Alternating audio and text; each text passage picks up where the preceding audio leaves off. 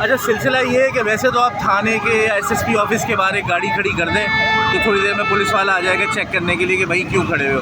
और यहाँ इस वक्त हालात ये हैं कि आप देख सकते हैं चारों तरफ गाड़ियों का बाज़ार है। थाने के गेट के आगे गाड़ी का चेचिस और इंजन नंबर चेक हो रहा है। तो ये हालात जो हैं ये पैदा किए हुए हैं और इसमें माजरत के साथ हमारे जो मुताल्लिका थाने हैं उनकी इन्वॉल्वमेंट है। मैं बड़े गुड जेस्चर से उनके पास गया, उनसे गुजारिश की कि भाई वो तो सबको पता है कि कहाँ पे क्या लग रहा है और किसकी सरपरस्ती में लग रहा है, लेकिन कम से कम थाने के दरवाजे का तो ख्याल रखें कि यहाँ पे रोड भी ब्लॉक हुआ हुआ है और गाड़ी का इंजन नंबर और चेसिस नंबर जो है वो थाने के दरवाज़ों पे और एसएसपी के दरवाज़ों पे चेक हो रहे हैं। तो ये कौन सा मजाक है भाई, ये कौन सा तरीक़ाकार है कि आपने जो है ये बाज़ार थाने के आगे लगाया हुआ है।